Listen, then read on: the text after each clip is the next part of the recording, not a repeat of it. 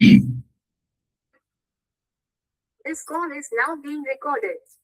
This call is now taking notes.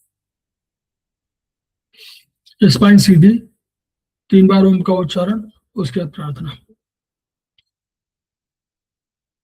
O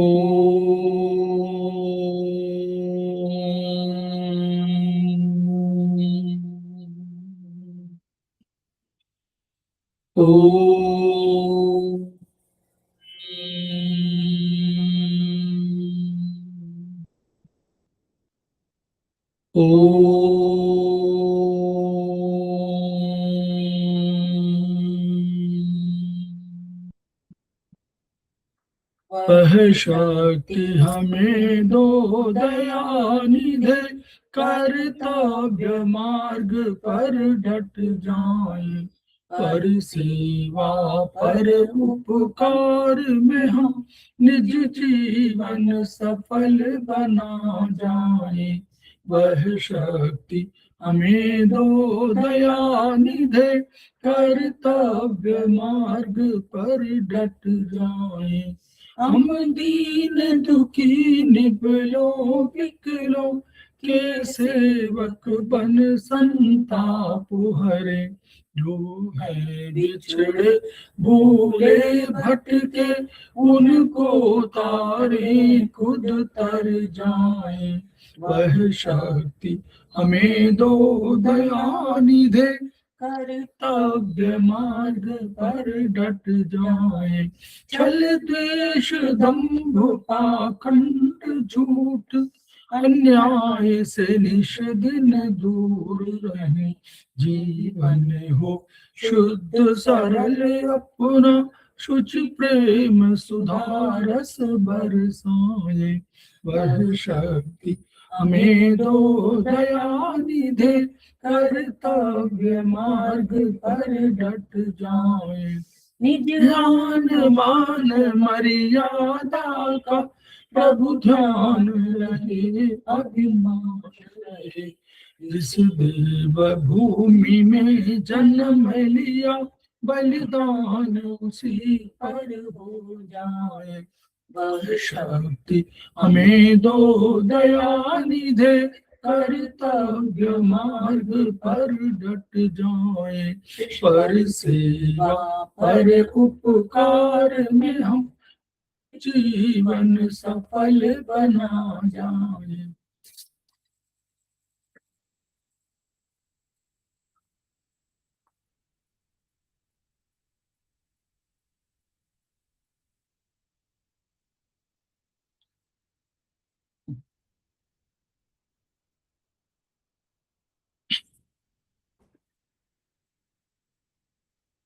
समवायी classes में आप सभी का स्वागत है। हमारे बीच में श्रीमती वर्षा श्रीवास्तव, उपाध्यक्ष समवायी फाउंडेशन उपस्थित हैं, उनका स्वागत है।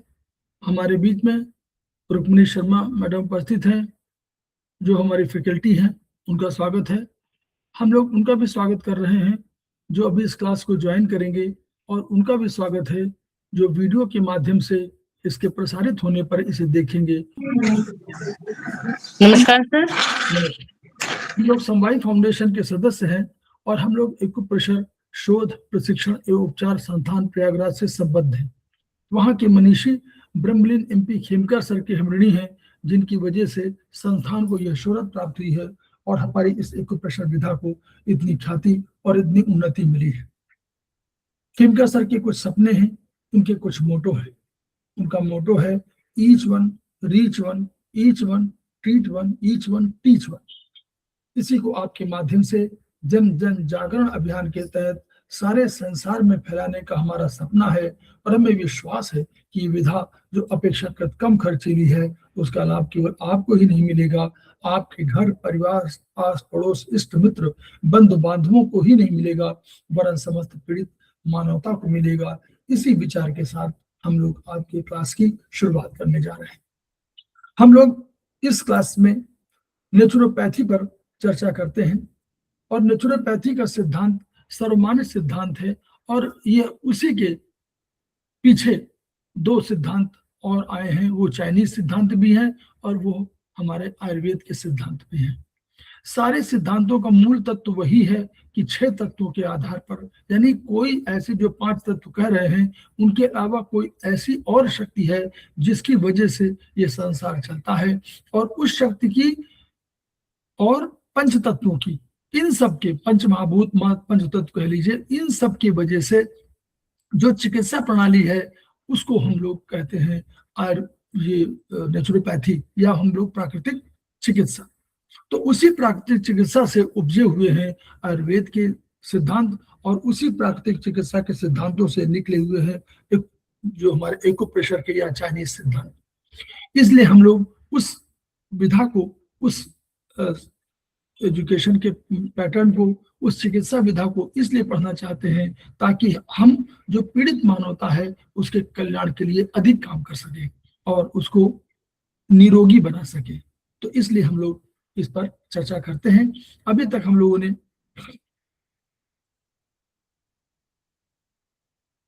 इसके सिद्धांतिक पक्ष को देखा है, तो हम लोग इसी पर अभी चल रहे हैं कि सिद्धांत पक्ष में हम लोग जो उनके 10 आधारभूत सिद्धांत जो कहे जाते हैं उनको हम लोग पहले पढ़ रहे थे। तो हम लोगों ने ये देखा था कि इसमें विदेशी योगदान भी है और इसमें भारतीय जो चिकित्सक हैं, तो प्राकृतिक चिकित्सक, उनका भी योगदान है। फिर हम लोगों ने चर्चा किया है कि हमारे इनके सिद्धांत कितने होते हैं, तो उनके सिद्धांत है 10 सिद्धांत, 10 आधारभूत सिद्धांत है चिकित्सा के। तो उसी चिकित्सा के आधारभूत सिद्धांतों पर हम लोग चर्चा कर रहे थे। हम लोगों ने अभी तक चर्चा कर चुके हैं, हम लोग 7 सिद्धांतों पर चर्चा कर चुके हैं। 8वें, 9वें, 10वें पे सिद्धांत पर आज चर्चा होगी। तो हमारा ये जो मेन सिद्धांत है फिर हम उसकी प्रक्रिया में तमाम आएंगे। तो 8वां सिद्धांत इन्होंने कहा कि प्राकृतिक चिकित्सा में दबे रोग उभर कर ठीक होते हैं।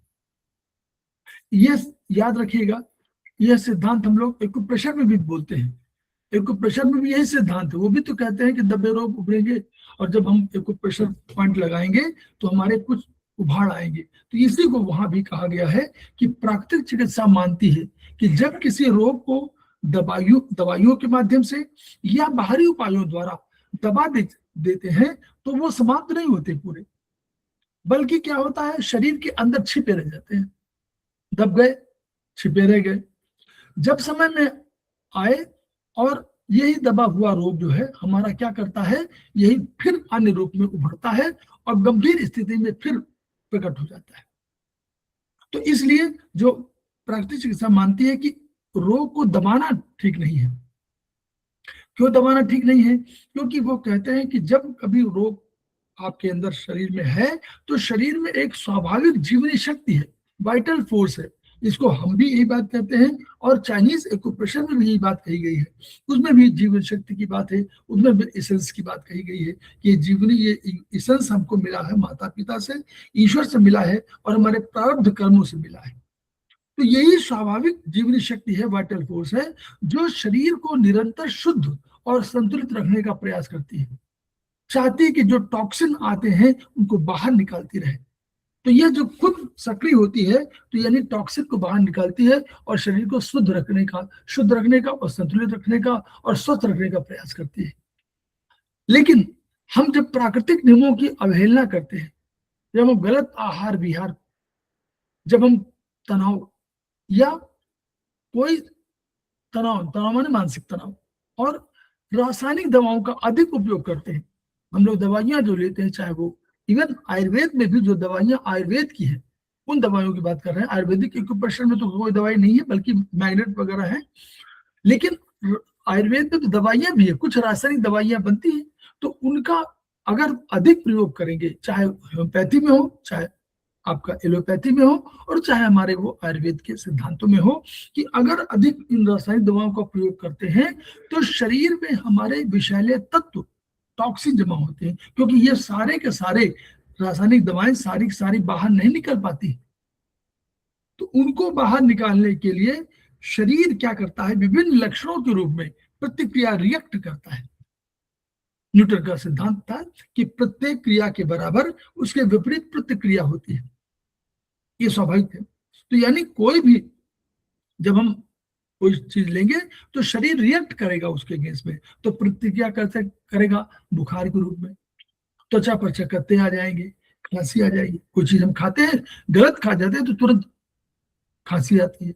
हम कोई सांस, अगर हमारे सांस नली में कोई भोजन का टुकड़ा भी जाता है, हम तुरंत खांसी, यानी ये स्वाभाविक प्रक्रिया है, बाहर निकालने का प्रयास करते हैं। लक्षण हमारे वो हो सकते हैं कि भाई खांसी, हम लोग कहें खांसी आ रही है तो कोई इन्फेक्शन है जो शरीर के अंदर जिसको निकालना चाह रहा है। आधुनिक चिकित्सा प्रणाली क्या करती है, जो एलोपैथी, जो मेन एलोपैथी है, तो एलोपैथी क्या करती है, इन लक्षणों को तुरंत दबाने का प्रयास करती है। तुरंत तुरंत दबाने का प्रयास करती है। हम लोग एंटीबायोटिक, हम लोग कोई दवाई लेते हैं कि ये इसका है, आपको सर दर्द कर रहा है ये तुरंत ले लीजिए, ये आपको बुखार आया तुरंत खा लीजिए। तो ये रोग के बाहरी संकेत हमको दिखता है कि बाहरी संकेत हमारे समाप्त हो गए हैं, लेकिन मूल कारण, हम तो मूल प्राकृतिक चिकित्सा मूल कारणों की बात करते हैं कि मूल कारण समाप्त करिए, और यही हम लोग एक्यूप्रेशर में करते हैं, चाहे वो आयुर्वेदिक हो, चाहे वो आयुर्वेदिक एक्यूप्रेशर हो और चाहे वो चाइनीज एक्यूप्रेशर हो। हम सब उनपे मूल कारणों की बात करते हैं कि मूल कारण को,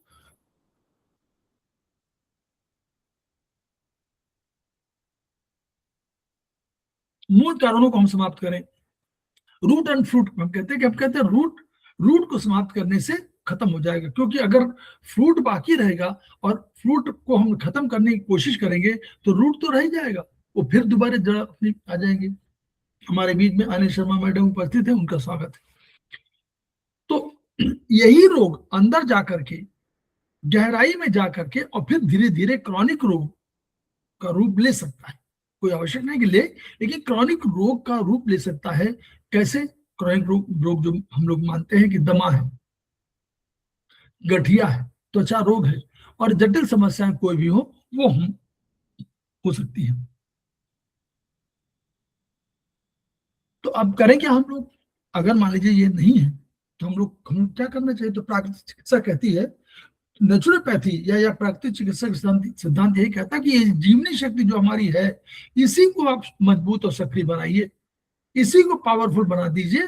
तो अगर यही जीवनी शक्ति जो हमारा डिफेंस सिस्टम है, अगर यही बढ़िया रहेगा, मजबूत रहेगा, सक्रिय रहेगा, तो हमारे कोई भी रोग जो आएंगे भी तो वो तुरंत खत्म हो जाएंगे। तो ये शक्ति रोगों के मूल कारण हम लोग मानते हैं कि विजातीय द्रव्य है, जिनको हम बोलते हैं विष जाति, टॉक्सिन जिनको बोलते हैं। वो टॉक्सिन किसी रूप में हो सकता है, टॉक्सिन को ही निकालना मूल कारण है, मूल उद्देश्य है हमारा। तो यानी विजातीय द्रव्य को बाहर तीव्रता से निकालेगी अगर जीवनी शक्ति।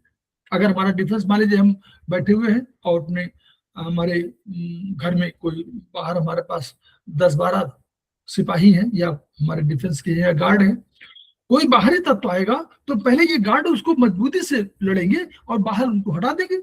अगर मान लीजिए कोई गार्ड हमारे पास ना हो तो वो जो आदमी है वो अंदर भी आ सकता है। तो यही है कि ये टॉक्सिन को निकालने के लिए हमारे पास जीवनी शक्ति है, इसी को हम लोग कहते हैं, इसे ही उभार कहते हैं। क्या करेगी? आपको लगेगा कि जो लक्षण है वो बढ़ गए, और इसको जो है ये लक्षण उभार वाला ये कंसेप्ट केवल हमारे इसमें नहीं है, बल्कि यही एलोपैथ होम्योपैथ में भी यही कहा गया है। होम्योपैथिक भी यही कहती है और आयुर्वेद भी यही कहता है। आयुर्वेद में और आयुर्वेदिक एक्यूप्रेशर या हमारा जो एक्यूप्रेशर है वो भी कहता है कि हम कहते हैं कि कोई मैग्नेट लगाएंगे तो अंदर के बाहर निकलेंगे, जिससे यूरिन अधिक हो जाएगा, स्टूल अधिक पास होगा, मनोभाव में परिवर्तन हो जाएगा, वो सारी चीजें वही है। तो इसी को हम लोग उभार कहते हैं, प्राकृतिक चिकित्सा में इसको उभार कहा जाता है। इसे अगर इंग्लिश में कहें तो हीलिंग क्राइसिस भी कहते हैं।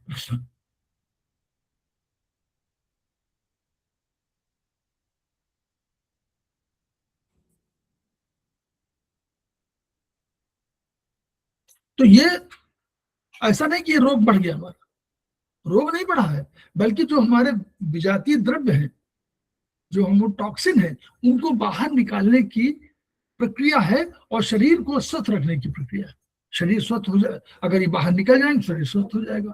तो ये उसी जीवनी शक्ति के, प्रबल जीवनी शक्ति के कारण हो रहा है कि हम इन तत्वों को जो हमारे, जिनको आवश्यकता नहीं है, ये बाहर निकल जाएंगे और हमारा शरीर स्वस्थ हो जाएगा। तो इस प्रक्रिया में क्या करते हैं, रोगी को धैर्य और सहन शक्ति बढ़ाना। रोगी में क्या होता है, अब रोगी रोगी जो होता है वो थोड़ा धैर्य खोने लगता है, जैसे ही रोग बढ़ता है तो धैर्य खोने लगता है, चिंतित होने लगता है, उसे डिप्रेशन घेरने लगती है, उसे लगता है कि क्या हम ठीक नहीं होंगे। ये प्रश्न मन में, क्योंकि मन तो चंचल है, वो हमेशा मूवमेंट करता रहता है, तो वो सोचने लगता है कि क्या मैं ठीक नहीं हो पाएगा। तो इसी में यही धैर्य और सहन शक्ति अगर बढ़ रही है, इसी को बढ़ाना है, ताकि जो जीवनी शक्ति कर रही है वो तो कर ही रही है, लेकिन हमको धैर्य से करेंगे तो हम उस जीवनी शक्ति को हम और सक्रिय सहयोग देंगे। तो इस सहन शक्ति को बढ़ाना है, धैर्य को बढ़ाना है। और प्राकृतिक चिकित्सा करता क्या है, चिकित्सा तो प्राकृतिक जब है, जब शरीर स्वयं चिकित्सक है, जब प्रकृति स्वयं चिकित्सक है, तो हमारा योगदान केवल उतना ही सहयोगी का है। तो प्राकृतिक चिकित्सा क्या करती है, रोगी को मार्गदर्शन देता है, उसे समझाता है कि उभाड़ की प्रक्रिया है, इसमें परेशान मत होइए, आपको ये ना लगे कि रोग हमारा बढ़ गया, हमने ये दवा लिया हमारा रोग बढ़ गया। वो अगर वोमिटिंग हो रही है तो हो सकता है कि वोमिटिंग शरीर में जो टॉक्सिन है वो अभी और अधिक है, तो उसको और टॉक्सिन जल्दी निकालने, जितनी जल्दी निकलेगा, जितनी जल्दी स्टूल पास होगा, उतनी जल्दी आपका अंदर का रोग दूर हो जाएगा। तो उभाड़ की प्रक्रिया तेज हो, ये समझाने की आवश्यकता होती है और रोगी स्वस्थ हो जाए, ये हम लोग का प्रयास होता है प्राकृतिक चिकित्सक के रूप में। हमको सहयोगी की भूमिका में करना है, हमको हमारा रोल उतना ही है। कैसे करते हैं, उपवास करते हैं, वही सिस्टम वही है, वही चिकित्सा वही है, उपवास हम करेंगे, संतुलित आहार लेंगे, आपके लिए जो उचित भोजन हो वो लेंगे, सबके लिए नहीं, सबके लिए उचित एक नहीं होता, ऐसा ना। बहुत से लोग होते हैं जिनका स्टमक या LI-SI इतना स्ट्रांग है कि वो जो है फैट को बहुत अधिक पचाते हैं, उनके लिए हो सकता है फैट, लेकिन जिनके लिए फैट, जिनका शरीर ऐसा बना हुआ है कि उनमें फैट कम यूज कर सकते हैं या कम पचा सकते हैं, तो फैट को कम खाएं। तो यानी संतुलित आहार हर व्यक्ति का अलग अलग हो सकता है। हम कोशिश करें कि हम पूर्ण भोजन लें, पूर्णान्न जिनको बोलते हैं, कि अगर ब्रेड भी लें तो मैदे की ब्रेड न लें, रोटी जिसमें आटे की ब्रेड लें, तो आटे में, और आटा में जिसमें चोकर भी हो, छना हुआ बहुत कम ना हो। तो यानी चोकर भी उसमें क्या करेगा आपको, हम लोग मानव शरीर विज्ञान में पढ़ा हुआ है, हम लोग कहते हैं कि पेरिस्टाल्टिक मूवमेंट कराएगा। अगर आपके शरीर में कफ नहीं बन रहा है तो नेचुरली हम लोग कहते हैं ना कि इसोफेगस कैसे मूवमेंट करेगा, अगर वो कफ नहीं बन रहा है तो कैसे हमारे जो है शरीर में जो SI से LI में तरफ जाएगा। ये सारी चीजें वही है। तो संतुलित आहार ऐसा चाहिए जो आपके लिए उचित हो, ये आपको तुरंत समझ में आ जाएगा। तो ये संतुलित आहार करिए। फिर वो जो हमारा स्प्राउटेड भोजन है उसमें तमाम विटामिन मिनरल्स ऐड हो जाते हैं, तो वो हम लोग को लेना चाहिए ताकि जल्दी पच जाए। जल चिकित्सा के माध्यम से, वही माध्यम, जल चिकित्सा के माध्यम से वही करते, टॉक्सिन को बाहर निकालते हैं। मिट्टी की चिकित्सा के माध्यम, मिट्टी में जो गुण होता है कि मिट्टी आपके शरीर के विष द्रव्यों को सोख लेती है। योग द्वारा हम करते हैं, योग द्वारा हम ऑक्सीजन बढ़ाते हैं, हम कार्बन डाइऑक्साइड निकालते हैं। प्राणायाम द्वारा हम शरीर के साथ मन को भी करते हैं, शरीर के साथ मन को भी हम संतुलित करते हैं। तो मन और आत्मा प्राण इन सबको अगर हम लोग करते हैं तो हमारी जीवनी शक्ति बढ़ती है और हमारा अधिक हम स्वस्थ होने की दिशा में आगे तेजी से बढ़ते हैं।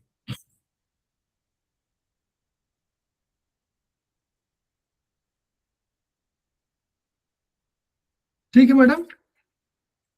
Madam Anil Sharma, madam Rukmini Sharma. जी सर। ठीक है, ठीक। चलिए हम लोग 9वें सिद्धांत पर आ रहे हैं। अब 9वें सिद्धांत थोड़ा सा समझिए। हम लोगों ने एक सिद्धांत पहले बोला था कि वो थोड़ा सा लैंग्वेज में चेंज कर लीजिएगा। प्राकृतिक 9वें तीसरा चौथा सिद्धांत था जिसमें हम कहते थे कि हम रोग की नहीं बल्कि पूरे शरीर की चिकित्सा करते हैं। तो ये बाय द वे वही लिख गया है, ये ऐसा नहीं है। उसमें तो था कि हम एक तंत्र में कोई रोग है तो हम मानते हैं कि उस तंत्र का रोग नहीं बल्कि पूरे शरीर का है। क्लियर? जैसे हम लोग कहते हैं कि हम पाचन तंत्र का है तो कहते हैं केवल पाचन तंत्र नहीं, हम जैसे हम लोग चाइनीज में पढ़ते हैं, हम लोग कहते हैं कि अगर लीवर वो है तो liver is mother of heart, तो लीवर प्रभावित तो हार्ट भी प्रभावित होगा। Liver is the son of kidney, तो किडनी की वजह से भी लीवर प्रभावित हो जाएगा। Liver is the controller of spleen, तो अगर लीवर परेशान है तो स्प्लीन की भी प्रॉब्लम आ सकती है, क्योंकि कंट्रोलर है, इसका कमजोर तो वो पावरफुल हो जाएगा। फिर इस तरह सारे जो ऑर्गन्स हैं, फिर liver is controlled by lungs, है ना, बोलिए। तो प्रश्न वाले हम लोग है ना जी चाइनीज में, बोलिए। जी सर, लंग्स कंट्रोल करता है। सारे नहीं, पांचों जो है, पांचों जुड़े हुए हैं। या तो देखिए, दो तो कंट्रोलर, दो, एक का कंट्रोलर है, एक का कंट्रोल्ड बाई है, और एक का बेटा है, एक का पिता है। तो पांचों तो हो गए, पांच ही चाहिए, एक के अलावा चार ही तो और रह रहे घर में। जी जी। एक कंट्रोलर है, और एक इज कंट्रोल्ड बाई है, और दूसरा जो है दो, एक बाबा है और एक फादर है, एक है और एक सन है। तो चार लोग हो गए घर में, तो पांचवा खुद ही लीवर है। तो यानी हमारे यहाँ फैमिली वो है, उस तरह की बात हो रही है, सारा काम परिवार का है। वैसे ही ये हम लोगों को ये सिद्धांत तीसरा चौथा में आया था। इस सिद्धांत में हम थोड़ा सा चेंज और कर रहे हैं। हम कह रहे हैं कि हम वहां कह रहे थे तंत्र से शरीर की, हम कह रहे हैं कि हम शरीर की ही नहीं करते, हम शरीर, मन और आत्मा तीनों का इलाज करते हैं। ये नवा सिद्धांत ये है कि प्राकृतिक चिकित्सा में शरीर का ही इलाज नहीं होता, शरीर, मन और आत्मा तीनों का इलाज होता है। क्लियर? ये नोट कर लीजिए, ये कहीं करेक्शन कर लीजिए, मेरे लैंग्वेज में अंतर है। सिद्धांत ये नहीं है कि पूरे शरीर की, ये तो तीसरा चौथा सिद्धांत है कि अगर कोई रोग पाचन तंत्र में है तो हम शरीर के करेंगे। जैसे हमने कहा कि लीवर में प्रॉब्लम है तो हम लंग्स का भी करेंगे, ठीक है। 6 की सिद्धांत हम लोगों ने पढ़ा ना, 6 की में ही तो है रिलेशनशिप। तो वन इस सिद्धांत के अनुसार है कि अगर हम रोग कोई है तो हम शरीर की नहीं बल्कि मन और आत्मा का भी करते हैं। बस क्यों? शरीर, मन और आत्मा, इन तीनों के कॉम्बिनेशन से हमारा शरीर बना है। शरीर इंद्रिय सत्पात्व संयोगोधारी जीवितम नित्य गच्छानुबंधस्य पर्यायैरारु रुच्यते। शरीर, इंद्रिय, मन और आत्मा के संयोग को ही आयु कहते हैं। तो शरीर, मन और आत्मा, तो यानी मन से इंद्रिय जुड़ा हुआ है, इंद्रियों को मन कंट्रोल करता है। तो जो इंद्रियां है हमारी, इन्हीं के, अगर शरीर है तो उसमें इंद्रियां हैं। आंख है तो आंख की इंद्रिय है कोई, बिना आंख तो उपकरण है, लेकिन इसमें एक इंद्रिय है जो इंफॉर्मेशन देती है, जो ब्रेन को बताती है कि भाई हमने ये देखा है। अगर हमने देखा कि अनिल शर्मा मैडम है वहां, तो ये आंखों ने देखा और जाके बताया ऑप्टिक नर्व के माध्यम से कि ऐसा है, तो उनको मालूम है, उसने देखा, ब्रेन ने ऑलरेडी एक फाइल मेंटेन कर रखी है कि अनिल शर्मा मैडम को एक बार जब देखा तो उन्होंने देखा कि इस तरह का आकार है, ऐसा है, तो ये अनिल शर्मा है। रुक्मिणी शर्मा मैडम को जब देखा तो उन्होंने बनाया कि ये फाइल रुक्मिणी शर्मा मैडम की वो ऐसी आकृति होगी। तो ये ब्रेन ऑप्टिक, अगर ऑप्टिक नर्व का संबंध खत्म हो जाए तो फिर हम लोग जान नहीं सकेंगे, तब नहीं दिखाई पड़ेगा। तो आंखें रहेंगी लेकिन देख नहीं पाएंगे या बता नहीं पाएंगे, ब्रेन को मालूम ही नहीं पाएगा। उसी तरह सारा, तो यानी मन का संबंध हमेशा सारी इंद्रियों से, 5 कर्मेंद्रिय और 5 ज्ञानेंद्रिय, इनसे है। तो शरीर, मन, आत्मा, ये हमारे शरीर के पूरे साथ है। शरीर तो जड़ है, आत्मा सक्रिय है, और आत्मा क्या है? चेतन है। आत्मा चेतन है और आत्मा मन के साथ जाती है। आत्मा किसी शरीर में भी, ये नोट कर लीजिए, किसी शरीर में भी, ये चरक में कहा गया है, चरक ओरिजिनल चरक, मन, आत्मा बिना मन के किसी जगह प्रवेश ही नहीं करती किसी शरीर में, क्योंकि वो जानते हैं कि मुझे काम नहीं करना है, मन को काम करना है। मन मेरे बगल में रहेगा तो मैं मन से काम करा लूंगी। मन बेचारा काम करता रहता है, आत्मा काम नहीं करती। मन खूब सक्रिय रहता है और स्वस्थ रहता है। कभी बिना सोचे हुए बेचारा कभी कभी अवसादग्रस्त होता है। कि जब दो प्रबल चीजें, एक वायु और एक दिशा। हम लोग आयुर्वेद पढ़ा रहे हैं, ये आयुर्वेद की बात भी है, ये आयुर्वेद की बात भी है कि जब कभी मन बेचारा घबराता कैसे है, जब कभी वायु और जब कभी दूसरी कौन है वायु, कौन है एक पराभौतिक वायु, कौन है मैडम रुक्मणी मैडम? पराभौतिक वायु कौन है? दिशा। जी सर। दिशा पराभौतिक वायु समझ। जी सर। तो दिशा में भड़काती है और उसको भरमाती है। तो मन बेचारा कभी जब कमजोर हुआ, स्थूल हो गई, तो दिशा इधर उधर घुमाती रहती है। आपको नींद नहीं आएगी, आपको अनेक चिंताएं दुश्चिंताएं हो जाएंगी, कोई पॉजिटिव सोचेंगे नहीं। वो वहां पर है, उसको ये हो गया होगा, फिर ये हो गया होगा, फिर ये हो जाएगा, फिर ऐसे होगा, फिर वैसे होगा, सब परेशानियां होंगी, फिर क्या होगा। ये मन बेचारा परेशान होकर, तो ये जो मन है, ये इसका काम है बांधे रहना, सारे इंद्रियों को बांधे रहता। अगर बांधे रहेगा तो मन, आत्मा काम नहीं करती है, मन काम करता है। तो इन तीनों का स्वस्थ रहना आवश्यक है हमारे लिए। अब प्राकृतिक चिकित्सा इन तीनों को एक संपूर्ण इकाई, होल यूनिट के रूप में मानती है। और हम ही नहीं मानते, हमारे बाद फिर आयुर्वेद ने मानना शुरू किया। प्राकृतिक चिकित्सा के बाद आयुर्वेद ने मानना शुरू किया, भाई ठीक है होल यूनिट है। यही नहीं, चाइनीज ने मानना शुरू किया। चाइनीज ने स्पष्ट रूप से मन नहीं कहा, लेकिन उन्होंने कहा कि मन का आवास हृदय है। मन का कंसेप्ट तो आया उनके, उन्होंने अलग से नहीं बताया, लेकिन उन्होंने कहा कि एक पराभौतिक शक्ति है जिसको उन्होंने याद करिए, एक कहा कि ऊर्जा शरीर है, तो यानी पराभौतिक हो गया। तो ऊर्जा शरीर की जब बात किया तो भी उन्होंने तुरंत मान लिया कि एक हमारी शक्ति पराभौतिक भी है और एक भौतिक है। तो एक पराभौतिक हो गया, एक भौतिक हो गया। तो यानी तीनों चीजें एक यूनिट के रूप में है। इसलिए सभी भागों को स्वस्थ रहना आवश्यक है। अगर नहीं स्वस्थ रहेंगे तो शरीर स्वस्थ, अस्वस्थ आत्मा और मन अस्वस्थ। अगर मन और आत्मा अस्वस्थ तो शरीर अस्वस्थ। जी सर। तो नेचुरोपैथी क्या कहती है, थोड़ा सा डिविजन है, मतलब तो ये कहते हैं सारे नेचुरोपैथी के अनुसार सारे अंग हैं और सारे ऑर्गन्स, और हम लोग कहते हैं ऑर्गन उससे बनता है सिस्टम। तो सारे ऑर्गन, सारे सिस्टम और मानसिक दशाएं, मन की दशाएं, स्थितियां आपस में जुड़ी है। बिना मन के, बिना आत्मा के हम काम नहीं कर सकते हैं, बिना ब्रेन के। आधुनिक एलोपैथी में बिना ब्रेन के, और इसमें हमारे बिना आत्मा और मन के। यदि शरीर के किसी एक भाग में, शरीर के कोई ऑर्गन में प्रॉब्लम होती है तो उसका प्रभाव पूरे शरीर पर पड़ेगा।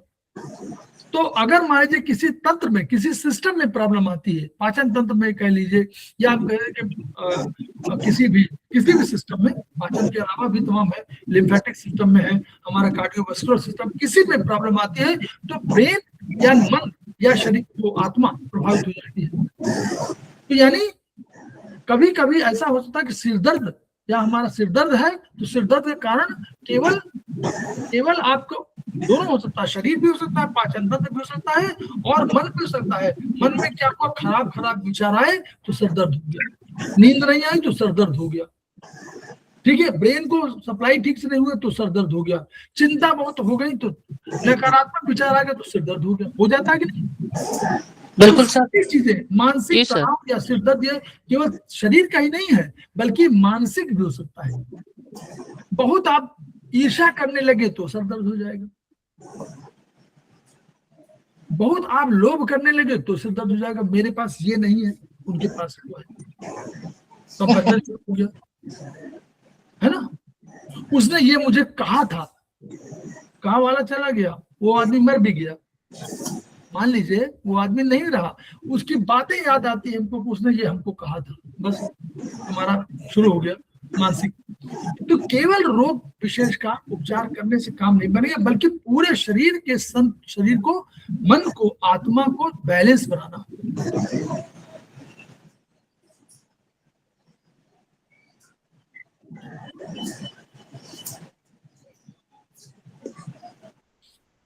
प्राकृतिक चिकित्सा में प्राकृतिक जीवन जीना, ये उसकी अनिवार्यता है कि प्राकृतिक जीवन जिए, प्राकृतिक रहन सहन, प्राकृतिक खान पान और आचार विचार हमारे शरीर को स्वस्थ रखने के साथ साथ मन में भी सात्विक भाव उत्पन्न करते हैं। मन को हम लोगों ने क्या कहा? मन में हमारे दो बुराइयां हैं। हमने कहा एक तमस, एक रजस, एक सत्व, रज और तम, तीन है ना। तो सत्व तो हमारा अच्छा भाव है और सत्व हमारा हमको मोक्ष की ओर ले जा रहा है, लेकिन तम और रज हमको नीचे ढकेल रहे हैं और यही घुमाते रहते हैं। तो नहीं, यानी अगर हम प्राकृतिक खान पान करेंगे, प्राकृतिक जीवन जिएंगे, प्राकृतिक रहन सहन, बहुत अधिक तनाव मत रहिए, सरल बनिए, कठिन नहीं, सरल बनिए। तो अगर ये सब करते हैं तो मन में सात्विक भाव उत्पन्न होंगे। कौन सात्विक भाव सकते हैं? वही दया, क्षमा, उदारता, करुणा, प्रेम, ये जितने अच्छे भाव हैं वो सब भाव सात्विक भाव है। और जितने क्रोध, अहंकार, गर्व, घमंड, ईर्ष्या, द्वेष, राग, जुगुप्सा, ये जितने विचार, ये जो शब्द हैं, ये शब्द आपके क्या है? असात्विक भाव है, यानी रज और तम की ओर ले जा रहे हैं। हिंसा भी उसी में आते हैं, उसको मार दो, उसको काट दो, ये सब सारी चीजें हैं। तो ये सब सारी चीजें आपको असात्विक भाव, जिसको हम लोग कहते हैं रज और तम की ओर ले जाते हैं। तो मन को अगर हम संयमित करेंगे, मन को संयमित करिए, कंसंट्रेट करिए, तो आध्यात्म की ओर हम चले जाएंगे। मन को संयमित करेंगे तो आध्यात्म की ओर जाएंगे कि हमारा जीवन किस लिए बना हुआ है, हम क्यों इस संसार में आए हुए हैं, कोई उद्देश्य ईश्वर का होगा। तो केवल उतना ही उद्देश्य नहीं है कि हम आप सामान्य रूप से खा पी रहे हैं, सवेरे खाए, सवेरे नाश्ता किए, दोपहर को नाश्ता किए, शाम को खाए। इसके अलावा कोई भाव हो सकता है, हम सहायता करें, पब्लिक में कोई करें, कोई उनको सहयोग दे दे, जो हमसे हम बन सके, अपने शरीर के तन से, मन से और धन से, जहां से भी हो संभव हो। कोई आवश्यक नहीं है कि आपको धन ही करना। मन, कुछ लोग धन नहीं होता, कहते हैं हम भाई हम जो सेवा हमसे ले ली, तो वो तन से देते हैं, कुछ मन से देते हैं, भाई ठीक है हम आपके साथ। आप दुखी कोई हो गया, आप उसको कुछ कर नहीं पाते, उसके यहाँ कोई किसी की हम मृत्यु हो गई, आपने कुछ किया क्या? आप नहीं, ना आपका रोल है उसमें, ना आपको रोक सकते हैं। तो आपने कहा कि हम मन से आपके साथ जुड़े हुए हैं, हम आपको पीड़ा से मुक्त आपको दिलाए, ईश्वर करे पीड़ा से मुक्त हो जाए, और हम आपके साथ मन से आपके साथ जुड़े हुए हैं। तो वो उसको भी अच्छा लगता है, दो शब्द। तो ये मन, तन, धन, तीनों चीजें, तन मन धन जिसको बोलते हैं, तीनों से अगर आप किसी के साथ अच्छा करेंगे तो नेचुरली सात्विक भाव आएंगे और ये आपको ऊपर की ओर ले जाएंगे, उत्कर्ष। तो क्या होगा इससे? तमस रोग और रजस रोग समाप्त होंगे। रज और तम हमको बांधे हुए हैं और उन्हीं की वजह से हम परेशान हैं। तो सात्विकता का भाव मन में क्या करेगा? दया, क्षमा, उदारता, कृपा, है ना, ये माया, जो ममता, तो ये सब भाव आदि भावों को बढ़ा देंगे। ठीक है, तो इन सबको भाव को बढ़ाने पर यही पैशाचिकता को दूर करेगी, पाशविकता को दूर करेगी। तो ऐसे भोजन से, और इस तरह का भोजन जब हम लोग करेंगे तो हमको होगा। अगर लगातार आप हिंसा में इन्वॉल्व हैं तो आप पैशाचिकता और इसमें आएगी, यही पाशविकता आएगी। तो भोजन में भी परिवर्तन अगर आप करेंगे तो योग करेंगे, प्राणायाम करेंगे, आसन, तो हमारे विजातीय द्रव्य तो बाहर निकलेंगे ही, लेकिन हमारे शरीर को भी, हम कहते हैं ना, आत्मा से और परमात्मा का संबंध प्राणायाम जोड़ता है, योग प्राणायाम जोड़ता है। तो वो शरीर में क्या होगा, हमारी का और फिजिकली अम्लीयता समाप्त होगी। हमारे शरीर का क्या होना चाहिए? हमारे शरीर का पीएच क्या होना चाहिए? हम लोगों को मालूम होना चाहिए एज थेरेपिस्ट, हमारे शरीर का पीएच क्या होना चाहिए? अम्लीय की क्षारीय? स्लाइटली अम्लीय होनी चाहिए, नहीं एसिडिक, स्लाइटली ये क्षारीय होना चाहिए एसिडिक। 7। एल्कलाइन, एल्कलाइन क्षारी, Alkaline. क्षारी का हिंदी होता है अल्कलाइन, इंग्लिश अल्कलाइन। तो क्षारी माने हिंदी है और अम्लीय माने एसिडिक। अगर अम्लीय होगा तो जलाएगा। देखिए अम्ल क्या करेगा, जलता है, जलाना, शरीर को जलाना उद्देश्य नहीं। इसीलिए ब्लड का देखिए, ब्लड का पीएच 7.4 होता है। ब्लड पूरा सर्कुलेट करता है 7.4, सीएसएफ 7.4, सीएसएफ में पीएच, यही पीएच होता है 7.4। केवल हमारे शरीर में केवल 3 जगह मुख्यतः 3 जगह पीएच हमारा एसिडिक होता है। पहला हमारा भोजन जैसे करते हैं, जैसे भोजन किए 6.3 to 6.8 पीएच किसका है, सलाइवा का। क्यों, भोजन में हम कुछ खा लेते हैं, कीटाणु वगैरह चले गए, मालूम तो पड़ता नहीं, तो वो उनको नष्ट कर दिया। स्टमक पे चले गए तो 1.2 पीएच से 0.8 पीएच तक है, 0.8 पीएच से 1.2 पीएच तक है, इतना हाईली एसिडिक वो वाला हो गया। फिर यूरिन का पीएच हमारा 6 के आसपास होना चाहिए। क्यों, यूरिन के माध्यम से प्रवेश को न कर पाए, इसलिए हम लोग कहते हैं भाई यूरिन अगर हमारा एसिडिक हो जाएगा, वो क्षारी हो जाएगा, तो वहां से बैक्टीरिया प्रवेश कर जाएगा, यूटीआई की तरफ ले जाएगा। ठीक, तो हमारे शरीर में अम्लता समाप्त होगी, रोग कम होंगे, जिसको एक शब्द बोल देते एसिडोसिस, वो इसी अम्लता की वजह से। तो अम्लीयता होगी तो देखिए अम्लीयता होने से नुकसान क्या होगा। अगर मान लीजिए हमारा शरीर का वो हो गया 7 से और अंदर कम हो गया, 6 की तरफ होने लगा, मान लीजिए शरीर का पूरा पीएच की बात कर रहा हूं, तो अंतर समझिए क्या होगा। आप हम लोगों ने पढ़ा है पाचन तंत्र पढ़ा है, बोलिए, सब लोगों ने पढ़ा ना, बोले हाँ, यहाँ तो जी सर। ठीक। अब देखिएगा उसमें लिखा हुआ है कि जब हमारा पैंक्रियाज में और बाइल जूस जब आता है, पैंक्रियाज तो दोनों मिलते हैं, ऊपर से बाइल जूस आया, नीचे से पैंक्रियाटिक जूस आ गया, और दोनों जा पर के यहाँ मिल जाते हैं, ऐसे मिल जाते हैं, यूं मिल जाते हैं, और हिपैटो पैंक्रियाटिक डक्ट बन जाती है, और वो डक्ट जा करके और फिर वीर संघ का एक वाल्व है, और वीर संघ जो है ड्यूडेनम में, एक वीर संघ में जाकर के वो अटैच होकर के और तब ड्यूडेनम में चली जाती है। तो जो हमारा जो पीएच है वो आ रहा है ड्यूडेनम में, याद करिए पीएच कितना, 0.8 से 1.2 पीएच है, यही तो आ रहा है। जी सर। स्टमक से आ रहा है तो 0.8 से 1.2 पीएच का आ रहा है, बड़ा हाईली एसिडिक है। अब इस एसिडिक माहौल में कोई एंजाइम काम नहीं करता है, एंजाइम स्ट्राइक कर देते हैं। स्ट्राइक समझ रहे हैं ना आप लोग, स्ट्राइक में क्या होता है, बोलिए, स्ट्राइक कोई होती है तो क्या होता है, समाज में स्ट्राइक होती है तो क्या कहते हैं, आज स्ट्राइक है, बोलिए इसका अर्थ क्या है, काम छोड़ देते हैं, हड़ताल हो जाती है, काम करना बंद कर देंगे। हाँ, काम करना बंद कर देंगे, हड़ताल माने काम करना बंद कर देंगे, तो वो स्ट्राइक पे चले जाते हैं, कहते हैं भाई हम काम नहीं करेंगे। हमारे 3 है, एलएटी करके है, लाइपेज है, ट्रिप्सिन है, एमाइलेज है, ये सब कहते हैं हम काम नहीं करेंगे भैया, हमारा आज हड़ताल। अब हड़ताल अगर हो गई तो एंजाइम कोई काम नहीं कर, सुन लीजिए, एंजाइम का रोल जानते हैं ना, एंजाइम कोई क्रिया को बढ़ाते नहीं है, नहीं क्रिया में कोई भाग नहीं लेते, लेकिन क्रिया को बढ़ा देते हैं। अगर एंजाइम हुआ तो हमारा जो भी जितने लोग हैं बड़ी बढ़िया से काम कर लेते हैं। जैसे उसके साथ, जैसे कोई आदमी अगर आप मालिक के रूप में है और मजदूरों से काम करा रहे हैं, आप श्रमिकों से, तो आप खड़े हो जाएंगे तो बहुत तेजी से काम करेंगे, और आप जहां आप हटे तहां वो काम करना बंद कर देते हैं। वही है एंजाइम, एंजाइम रहेगा तो वो बड़ी बढ़िया काम करेगा, एंजाइम नहीं रहेगा तो काम नहीं करेंगे। एंजाइम खुद काम नहीं करता, मालूम है आपको ना? जी सर।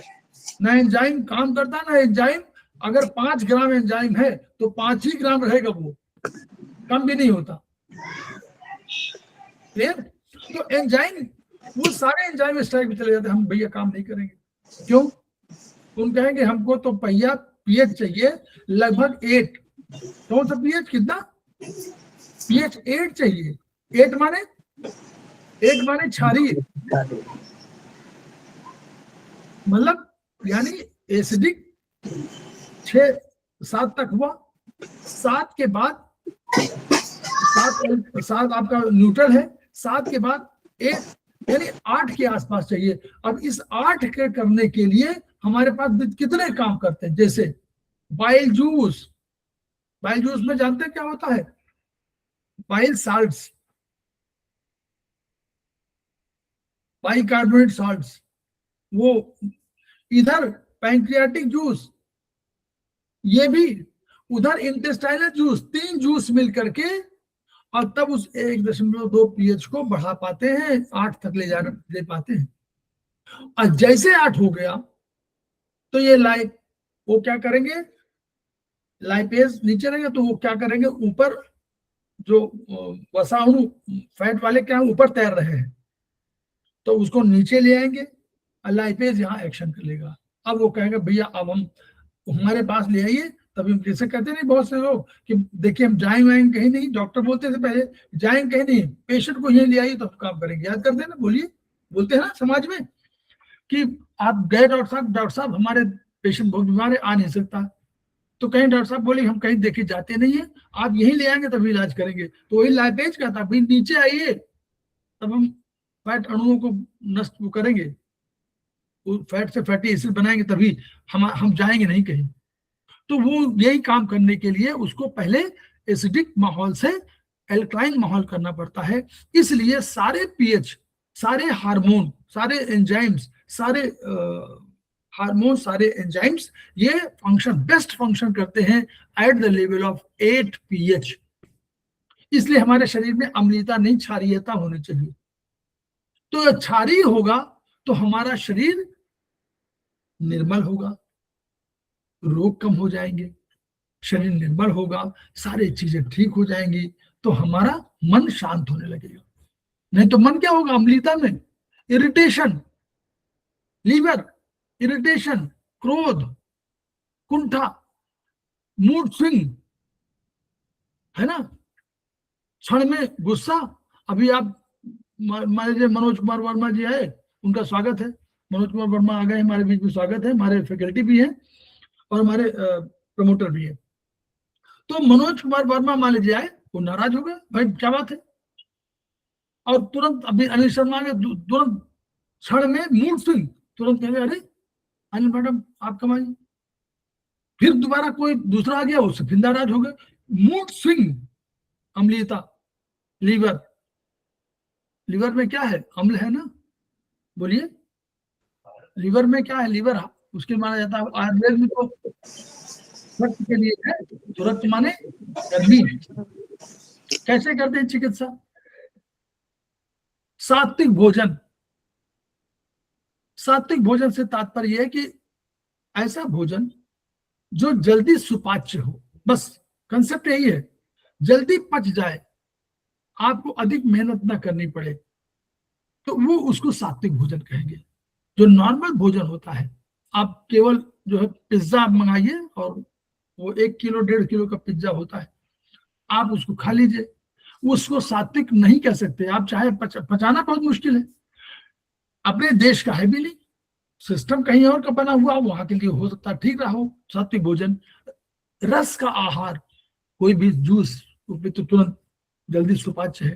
फल आहार, फल का आहार, अंकुरित तमाम विटामिन डेवलप हो जाते हैं। चाय, कॉफी, तंबाकू, शराब, मिर्च, मसाले, चीनी, नमक को परित्याग, मतलब कम करके, अगर मत परित्याग कर सके तो कम कर दीजिए। चाय अगर 15 कप पीते हैं तो 1 कप कर दीजिए, 2 कप कर दीजिए। कॉफी पीते हो तो कॉफी कम कर दीजिए। तंबाकू खाते हैं तो उसको धीरे धीरे खत्म करिए, एक साथ मत खत्म करिए। तंबाकू जो लोग खाते हैं वो धीरे धीरे खत्म कर सकते हैं, तुरंत नहीं, अचानक कम कर भी नहीं सकते। शराब जो पी रहे हैं उनको भी धीरे धीरे कम करना चाहिए, नहीं तो अंत में लीवर तो डैमेज होना ही होना है।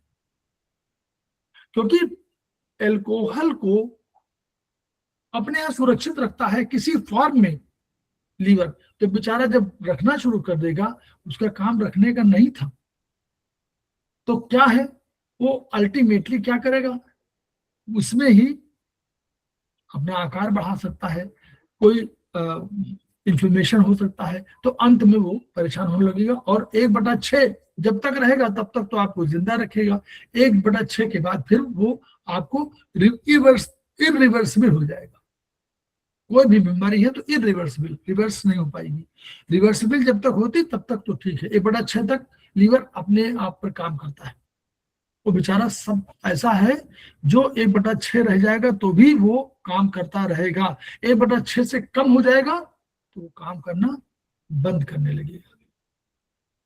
तो मिर्च मसाले देखिए भाई, थोड़ा बहुत खाइए, नहीं कह रहे कि नहीं खाइए, लेकिन चीनी ही जितना कर सकते हो उतना करें। चीनी की जगह आप गुड़ ले लीजिए, गुड़ की जगह आपका आजकल आता है ये हमारा इधर मेरठ में बनता है, क्या मनोज जी क्या बनता है, कौन सा चीनी बनती है जी? शक्कर बनती है, शक्कर।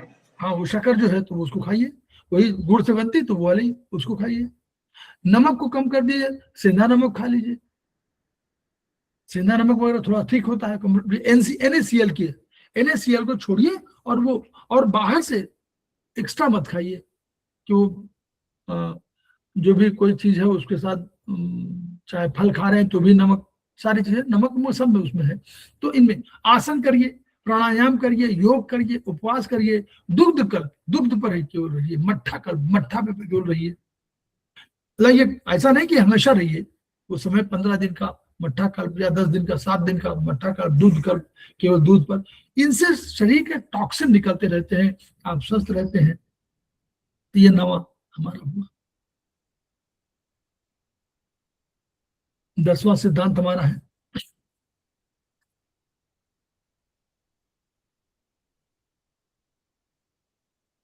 दसवां सिद्धांत शुरू हो गया। तो 10वां सिद्धांत हम लोग बोल रहे हैं। हमारे बीच में मंजीत कौर जसवाल जी उपस्थित हो गई हैं, सीनियर थेरेपिस्ट है, उनका स्वागत है। 10वां सिद्धांत, प्राकृतिक चिकित्सा में औषधियों का स्थान नहीं है। हम भी कह रहे हैं, चाइनीज भी कह रहे हैं, आयुर्वेदिक एक्यूप्रेशर भी कह रहा है यही बात, आयुर्वेद नहीं कह रहा, आयुर्वेद की बात नहीं, आयुर्वेदिक एक्यूप्रेशर कह रहा है, चाइनीज एक्यूप्रेशर कह रही है। तो 10वां सिद्धांत है, प्राकृतिक चिकित्सा में औषधियों का कोई स्थान नहीं है। यानी अनेक औषधियां, जैसे हम लोग बात करें एलोपैथ, होम्योपैथ, आयुर्वेद, तो आयुर्वेद नहीं, एक्यूप्रेशर नहीं, आयुर्वेद तो मानता है। तो ये रोग को बाहरी तत्व मानती हैं और कहती हैं कि ये शरीर पर आक्रमण करते हैं।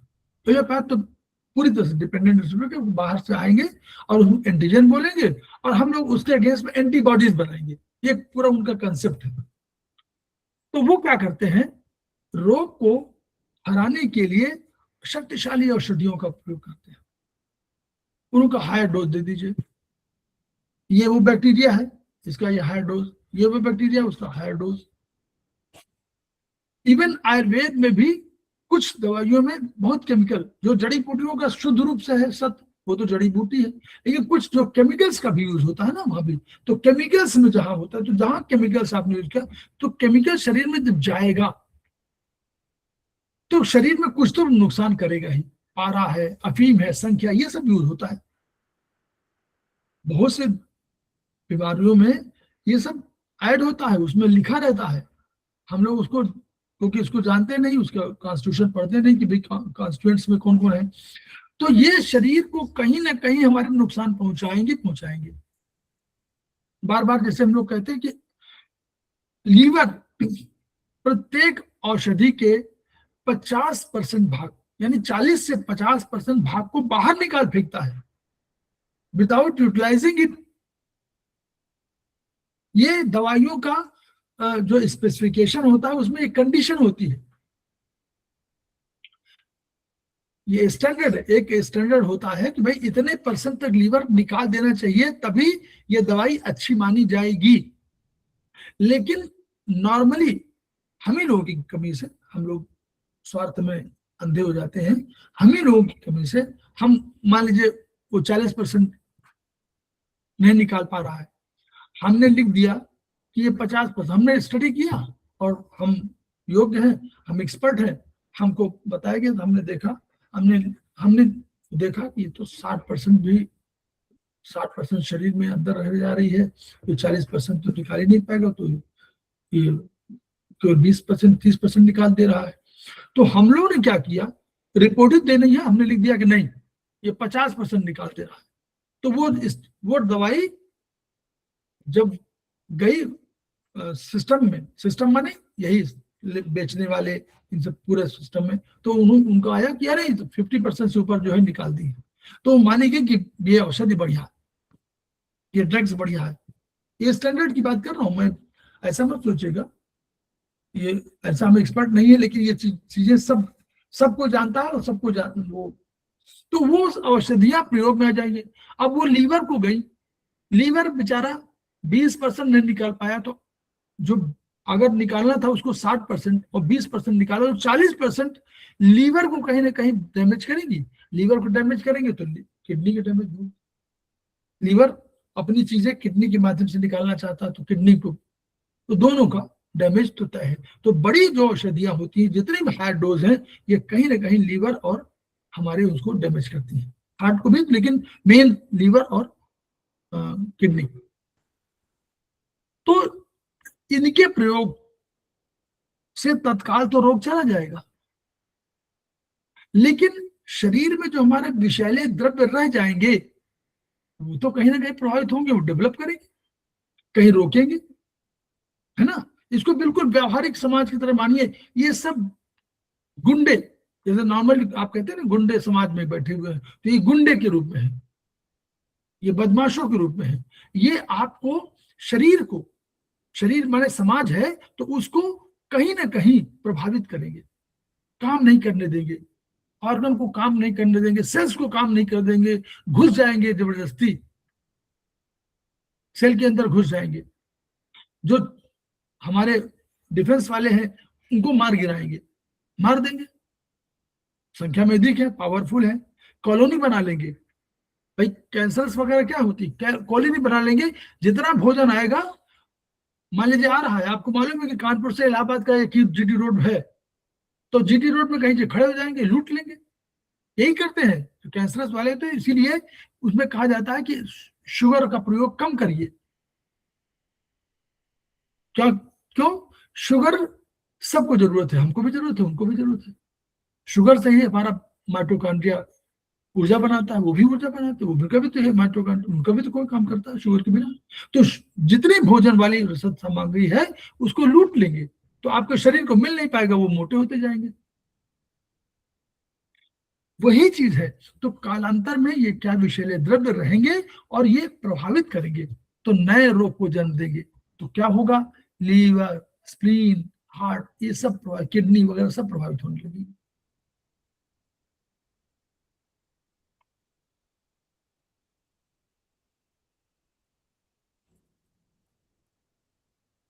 प्राकृतिक चिकित्सा में रोग को बाहरी शक्ति नहीं माना जाता, वो शरीर के अंदर की वस्तु है, शरीर में ही डेवलप की है। आप जो खाना भोजन ले रहे हैं वो सब कर रहे हैं, जो आचार विचार व्यवहार कर रहे हैं, सकारात्मक सोच, जो भी नकारात्मक सोच जो कर रहे हैं वही अंदर है। जिन प्राकृतिक साधनों को अपनाकर हम रोग से बचे रहते हैं, कि हम ये करें, सवेरे उठे, हम स्नान करें, हम संध्या बंदन जो भी पूजा करें, अपना घूमे टहले, सबका सहयोग करें, इन साधनों को अपनाकर जो रोग से बचे रहते हैं, उन्हीं साधनों का उपयोग करके हम रोग की अवस्था में करते हैं, ताकि रोग मुक्त हो सके। फंक्शन कोई, मतलब हमको काम वही करने हैं जो पहले, चाहे रोगी हो चाहे निरोगी हो, दोनों दशाओं में वही काम करना है, तो रोग भागेगा। प्राकृतिक चिकित्सा रोगी को औषध नहीं देती, कोई अलग से औषध नहीं देना है, आहार को ही औषध मानती है। जो आहार आप ले रहे हैं, भोजन, वो ऐसा हो कि औषध स्वरूप हो। हम बाहर कोई ले रहे हैं, हमारा स्टमक देखिए, हम वैसे कह रहे हैं कोई आहार, हम कह रहे हैं बिल्कुल सही आहार हमने लिया, हमने कहा, हमको बताया गया कि हम स्पाउटेड भोजन लेना है, हमने कहा ठीक है, हम तो स्पाउटेड भोजन खाते हैं, आपने कहा स्पाउटेड, मैं तो स्पाउटेड खाता हूँ, लेकिन मैं 1.5 किलो खाता हूँ, अब 1.5 किलो स्प्राउटेड, अब उसके बाद मट्ठा भी पीता हूँ, उसके बाद उनका मैं सूप भी देता हूँ, मैं जूस भी लेता हूँ। आपने सब बता दिया पूरा। अभी पानी तो है ही नहीं शामिल, अभी पानी भी पिएंगे, प्यास लगेगी। 1.5 लीटर से 1.6 लीटर, 1.7 लीटर, इतने का हमारा स्टमक है पूरा। तो स्टमक तो आपने भर लिया,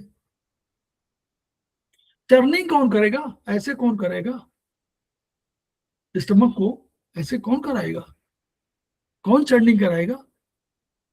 क्यों? ऊपर के मसल्स है आपकी, कौन? एब्डोमेन मसल्स, वो है तुरंत क्या एब्डोमेन यूं करके है ना। अब उसको तो आपने पूरा, तो अब वो यूं यूं करेगा तभी तो खुले पिचकेगा, तभी तो सांस ले पाएंगे। सांसें नहीं ले पा रहे हैं, क्यों? पूरा यूं ऐसा हुआ है, वो नीचे आ ही नहीं सकता। नीचे की जो नीचे की मसल्स है वो कॉन्ट्रैक्ट हो गई, तो उधर क्या हुआ? SI LI को दबा दिया। लीवर इधर बगल में है, लीवर को दबोचा उसने, पूरा फैल गया ना, वो तो ऐसा फैल जाता है फिर बिगड़ जाता है। तो ये सब चीजें हैं। तो अगर हमने सही आहार भी लिया लेकिन उसको औषध स्वरूप नहीं लिया,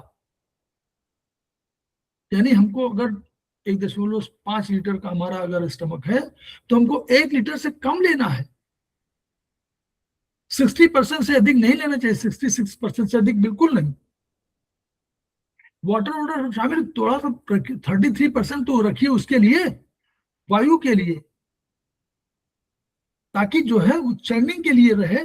और वायु तो हर जगह रहती है, तो चढ़ने के लिए रही तो वो, तो आहार को औषध मानती है। यही आहार अगर औषध स्वरूप नहीं लिया जाएगा तो नुकसान होगा, और यही औषधि मानने पर होगा तो क्या होगा कि यही हम क्या करते हैं एज प्राकृतिक चिकित्सक, हम कहते हैं कि रोगी के आहार पर ध्यान दीजिए, रोगी के खान पान पर ध्यान दीजिए, रोगी के रहन सहन पर ध्यान दीजिए। आप लेटे तो नहीं रहते हैं लगातार, आप अगर सो नहीं रहे हैं तो उठिए, 2-4 मिनट चलिए, आप हाथ पांव जोड़ लीजिए, जो भी करना हो 2-4 मिनट बाद उठ जाइए, आलस से मत करिए, प्रकृति आपका इंतजार कर रही है। तो दिनचर्या पर ध्यान देना हमको, तो हम इन्हीं के माध्यम से शरीर में जितने विजातीय द्रव्य हैं उनको बाहर निकालते हैं और शरीर को रोग से मुक्त करते हैं। क्या करते हैं आप? और क्या करते हैं? इन आहार विहार, इन पॉजिटिव थॉट्स ये है कि मैं, देखिए पॉजिटिव थॉट में सब आता है। मैं खराब हूं ये नहीं सोचना है, मैं अच्छा हूं ये सोचना है। ठीक माइंडसेट अगर है, ये कहिए कि आप में सारे तरह का सौंदर्य है, सब पॉजिटिव थॉट वाले हैं। मुझे ईश्वर ने इतना सब स्वस्थ बनाया है, सुंदर बनाया है। प्रकृति ने मुझे ये, ईश्वर ने मुझे ये अवसर दिया है कि मैं अपना किसी के लिए 2 शब्द या 2 कोई भी कल्याणकारी कार्य कर सकूं। तो सकारात्मक विचार है। व्यवहार कोई आया, उसने कहा भाई हम आपसे सहायता मांगने आए हैं, आपने कहा देखिए हम सहायता होता तो करते नहीं, जाइए। अब आपने कुछ नहीं दिया, ठीक है, आप अगर आपने कहा कि नहीं बैठिए आप पानी वानी पीजिए, क्या प्रॉब्लम है, उनका हमको ये प्रॉब्लम है, आपने उस प्रॉब्लम को बहुत सॉल्व नहीं करे, लेकिन आपने उसको एक सलाह दे दिया कि अगर आप ऐसा करोगे तो शायद ठीक हो जाओगे। तो देखिए क्या है, हस्तादपि न दातव्यम, हस्त हाथों से देना भी नहीं है, हस्तादपि न दातव्यम, और इसको ग्रहादप न दिएते, घर से भी कुछ नहीं देना है। और परोपकरणार्थाय वचने का दरिद्रता, परोपकार के लिए वचन की दरिद्रता क्या है? बोलने से बोलो तो मीठा बोलो, सत्यम ब्रूयात, तो सब वही है, सत्यम ब्रूयात, प्रियम ब्रूयात, न ब्रूयान से सत्यम प्रियम, सत्य बोलिए लेकिन अप्रिय, बहुत अप्रिय सत्य मत बोलिए। प्रियं च नान्यतम, प्रिय बोलिए लेकिन झूठा हो वो भी न बोलिए। ये जो है हमारा सनातन धर्म है। तो ये सब उसमें है, तो सारी चीजें हैं। तो इनको क्या करना है, विजातीय द्रव्य को बाहर निकालता है। कहा सकारात्मक विचार, व्यवहार, चिंतन, मनन, भगवत भजन, ईश्वर प्राणिधान, ईश्वर पर सौंप दीजिए, 2 मिनट मौन रख लीजिए, ईश्वर के चिंतन करिए कि आपकी वजह से सब कुछ दिया हुआ है और हम आपको भी धन्यवाद देते हैं। हमेशा मत मांगिए, वो तो सब जानते हैं, अंतर्यामी अगर है तो आपको बोलने की जरूरत क्या है, आपके मन में जान लिया उन्होंने, तो अलग से आप बोलने की जरूरत क्या है। आप तो ये कहिए कि हम आपको जितना आपने दिया उसके लिए धन्यवाद देते हैं, बस हम आपको किन शब्दों में धन्यवाद दें, यही बात। तो ये भगवत भजन भी है, उनका भजन करिए, उनसे मांगिए कम, उनको अगर मांगिए भी तो उनको धन्यवाद के रूप में उनको उनसे बात भी करिए, तो धन्यवाद के रूप में बात करिए कि आपको हम धन्यवाद देते हैं इस जीवन के लिए, आज के लिए, आज के जीवन के लिए, आज के स्वस्थ के लिए, हमारे घर परिवार सब इष्ट मित्र बंधु बांधवों सबके लिए, और पूरे परिवार में जो आप कुशलता ला रहे हैं, जो सुख समृद्धि ला रहे हैं, वो आपकी वजह से ही है। तो हम आपको उसके लिए धन्यवाद देते हैं, हम बारंबार प्रणाम करते हैं। जैसे कहते हैं लिखा होता है कि आपको प्रणाम है, आपको प्रणाम है, आपको बारंबार प्रणाम है। कहाँ समझ रहे बात है भाई, कृष्ण को भगवान श्री कृष्ण को मान रहे थे सखा, तो अर्जुन तो सखा भाव से बात कर रहे थे। वो तो जब वहां युद्ध हुआ तब समझ में आया कि तो बड़े, तो जब डरने लगे, तो बाद में जब विराट स्वरूप देख लिया उनका कि इतने बुझाए हैं और सारा संसार उनमें लय है, और यो तो उन्होंने कहा कि सखेति मत्वा और प्रसवम निदुक्तम, सखेति मत्वा प्रसवम निदुक्तम, हे कृष्ण, हे यादव, हे सखेति, अजानता महिमानम तवेदम और मया प्रमादात प्रणयन, और यच्चा वहा सार्थ मसत दोषी विहार शय्या सन भोजनेशु एकोथ वाप्य चुत समक्षम तक क्षामय त्वाम हम अपने, मुझे क्षमा करिए, मैंने तो आपको सखा माना था, मैंने कृष्ण आपको कहा, मैंने यादव आपको कह दिया कभी, तो ये सब मैंने प्रमाद में कहा, मुझे जानकारी नहीं थी कि आप ही स्वयंभू हैं, आप ही प्रगति आप में लय है, संसार आप में लय है, हम सब आप में लय है। तो मेरा कहना कि जब सब कुछ उनमें लय है तो आप उनको बताने क्या जा रहे हैं कि प्रभु हमको ये दे दीजिए, आप हमको आज जो है ऐसा कर दीजिए, हम जा रहे हैं इम्तिहान देने के लिए, हमको पास कर दीजिए। तो मालूम है कि आप इम्तिहान देने जा रहे हैं, आपको बोलने की जरूरत ही नहीं। आप तो कहिए कि प्रभु हम आपको प्रणाम करते हैं और हमेशा धन्यवाद देते हैं कि जो भी आपने दिया अभी तक धन्यवाद, वो नेचुरली आगे देंगे। आप किसी को प्रणाम करके देखिए और कहिए, आप मत मांगिए, वो आपको खुद ही देगा कि देखिए इसने कुछ मांगा नहीं, हम तो जरूर देंगे इसको। तो भगवत भजन से न केवल विजातीय द्रव्य बाहर निकलते हैं वरन जीवनी शक्ति प्रबल होती है, इसेंस जिसको बोलते हैं। प्राकृतिक चिकित्सा के अनुसार प्रकृति ही चिकित्सक है और सभी खाद्य पदार्थ औषध स्वरूप हैं, अगर इनका औषध के रूप में सेवन किया जाए तो। 100 ग्राम खाना है 1 किलो मत खाइए, 200 ग्राम खाना है 1.5 किलो मत खाइए, थोड़ा सा बैलेंस रखिए, हमें ना संतुलित रहिए, संतुलन का सिद्धांत है। ये खाद्य पदार्थ पहले हैं और औषधि बाद में, पहले आप खाते हैं लेकिन औषधि स्वरूप खाते हैं। ये शरीर को वे आवश्यक तत्व पौष्टिक पदार्थ देते हैं जिनसे शरीर हमारा पुष्ट बनता है। ये खाद्य पदार्थ ही शरीर को वो शक्ति देते हैं जिनसे हम विजातीय द्रव्य को बाहर निकाल सकते हैं और बाहर निकाल फेंकते हैं।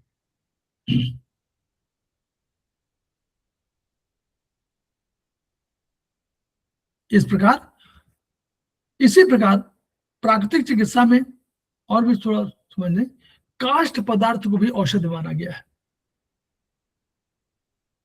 अब यहां से आपको समझ में आने लगा होगा कि क्यों वुड को चाइनीज ने एक एलिमेंट माना था ना, बोलिए। जी सर। जी सर। हम भी नहीं समझ पा रहे थे कि वुड को क्यों माना जाता है। देखिए इस चिकित्सा को पढ़ने पर देखिए, प्राकृतिक चिकित्सा में काष्ठ पदार्थ को भी औषधि माना गया, और काष्ठ माने वुड, ठीक। तो काष्ठ है क्या?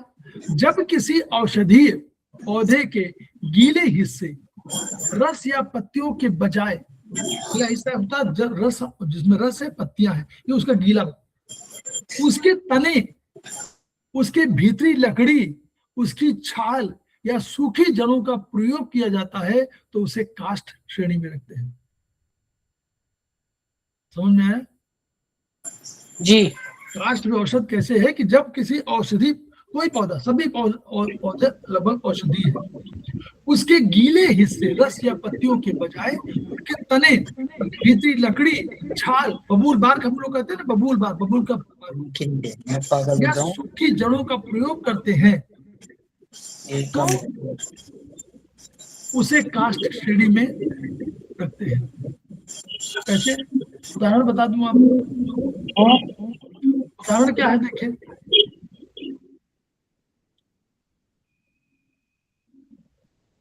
उदाहरण क्या है?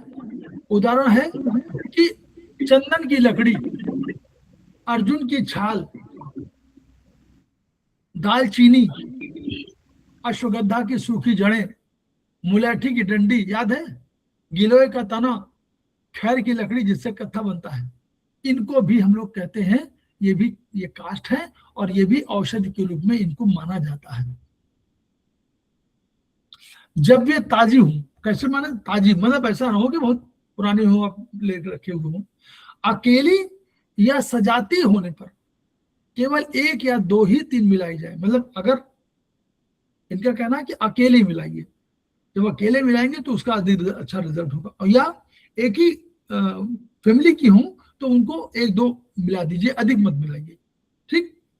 इसलिए जो प्राकृतिक खाद्य पदार्थ हैं वे खाद्य पदार्थ होने के साथ साथ औषधि भी है। प्राकृतिक चिकित्सा में इन्हीं औषधियां कहते हैं। शेष रासायनिक पदार्थ को प्रयोग करना उचित नहीं है। ये हम लोगों का जो हुआ 10 सिद्धांत हो गए, और ये प्राकृतिक चिकित्सा का सिद्धांत यहाँ पर समाप्त हुआ। तो ये उसके 10 सिद्धांतों पर हमने आप लोग चर्चा कर दिया। तो ये है, ठीक है मंजीत मैडम, ठीक है? जी सर। अनिल शर्मा मैडम, ठीक है? जी सर, जी समझ में आया, काफी अच्छा लगा। ये चिकित्सा पद्धति बहुत अच्छी है और ये सब जुड़ाव है, जब उसी से निकली हुई सब है। इसी प्राकृतिक चिकित्सा से आयुर्वेद भी निकला है, प्राकृतिक चिकित्सा से हमारा चाइनीज सब निकला है इसी से। सबसे पहले प्राकृतिक चिकित्सा का पालन केवल हम ही लोग नहीं करते हैं, पशु पक्षी सब करते हैं। एक्यूप्रेशर तो भाई बेचारे पशु नहीं कर पाते, बहुत कम करते हैं, करते वो भी है। कभी कभी देखिए खुद पेड़ के सहारे रगड़ रहे हैं तो रगड़ते तो वो भी है, प्रेशर तो भी देते हैं, लेकिन कम दे पाते हैं, जमीन में रगड़ देते हैं अपने को। लेकिन इसका प्राकृतिक चिकित्सा तो हर आदमी करता है। आपको मालूम है विहार करने के लिए जंगल का राजा शेर भी निकलता है, मालूम कि नहीं? बोलिए, ना मालूम हो तो बताऊं। जी सर। 2 तरह के होते, जैसे शेर या जो टाइगर है, एक लायन एक टाइगर, मेन इन्हीं को माना जाता है अपने राजा के रूप में। तो जब शिकार के लिए निकलता है कोई भी टाइगर या कोई भी शेर, तो वो आवाज नहीं करता, जब शिकार पे निकलते तो कोई आवाज नहीं करते। तो जब आवाज ना हो और पक्षियों से या और लोगों से आइडिया हो कि कोई, क्योंकि पक्षियां बता देते हैं पूरा, जब जंगल में जब शेर या टाइगर निकलते हैं, लायन या वो, तो पूरा माहौल ऐसा हो जाता है कि पूरा आपको बिल्कुल समझ में आ जाता है। जो बहुत पुराने लोग हैं वो समझ में आ जाता है कि शेर निकला हुआ है या टाइगर निकला हुआ है। ये सारे पक्षी जो है सब उसमें उस तरह की आवाज निकालने लगे कि वो समझ जाते हैं, बताते हैं, मैसेज देते हैं कि निकला हुआ है, आप दूर रहो। ऐसे पहचानते हैं वो लोग। तो जब वो शिकार पर निकलता है तो वो कोई आवाज नहीं करता, चुपचाप रहता है।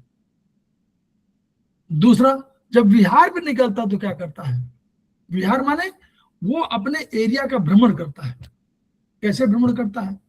उसका एरिया टेरिटरी है, तो मान लीजिए उसका एरिया 10 किलोमीटर का है, 12 किलोमीटर का है, तो 12 किलोमीटर की दूरी पर वो डेली लगभग की बात कर रहा हूँ, डेली वो डेली निकलता बिहार के लिए, वो दहाड़ता चलता है, अपनी आवाज निकलता चलता है, बताता चलता है कि मैं आ रहा हूं, मैं निकल रहा हूं, मुझसे डरो। उस दिन वो उसमें भोजन नहीं की चाहिए उसको, उस दिन वो अपने राजा है तो निकला हुआ, जैसे पुराने राजा निकलते थे अपना दर्शन देने के लिए, वैसे दहाड़ता हुआ निकलेगा और वो सब बताता चलेगा कि मैं आ गया हूं। वो दूसरे को भी, अपने राइवल को भी बताता चलेगा कि मैं अपने एरिया में निकला हुआ हूं, तुम्हारी हिम्मत नहीं है आने की इधर। ये सब कम्युनिकेशन है। तो वही कह, वहां भी बिहार है, तो हम लोग भी जो है, हम लोग मॉर्निंग वॉक जरूर करना चाहिए। एक दिन आप 7 दिन न जाएं, 6 दिन जाएं, 5 दिन जाएं, लेकिन जाना चाहिए, सबके लिए आवश्यक है। तो हम लोग जो है यहीं पर समाप्त करते हैं। खेमका सर को हम लोग पुनः याद करते हैं उनके ज्ञान के लिए, ज्ञानवर्धन, हमारे ज्ञानवर्धन के लिए, और जो ज्ञान, जो ऊर्जा उन्होंने हमको दिया है, हम कोशिश करें, सभी लोग कोशिश करें कि उसको जरूर ट्रांसफर करें, ताकि पीड़ित मानवता की रक्षा हो सके, हम अपना जन कल्याण भी कर सकें, और अपनी उन्नति के लिए, अपनी उन्नति, हम दूसरे की उन्नति नहीं, अपनी उन्नति के लिए अगर हम सोचेंगे तो भी हमको अपना जो है शरीर मन और आत्मा तीनों को उत्कृष्ट बनाना है, परिमार्जित और परिष्कृत करना है। तो उसके लिए भी हमको प्राकृतिक चिकित्सा या इन सबके अनुसार ऐसी चिकित्सा का अनुसरण करना चाहिए, ताकि हम अपनी रक्षा कर सकें, अपना कल्याण कर सकें, और अपने माध्यम से किसी दूसरे कल्याण हो सकता है तो उसका कल्याण कर सकें। तो हम लोग खेमका सर के इन्हीं 3 मोटो को याद रखेंगे, each one reach one, each one treat one, each one teach one. इन्हीं शब्दों के साथ हम लोग नमस्ते सर। नमस्कार सर। नमस्कार। सर एक क्वेश्चन था मेरा जी सर, L2 L3 में टिंगलिंग है किसी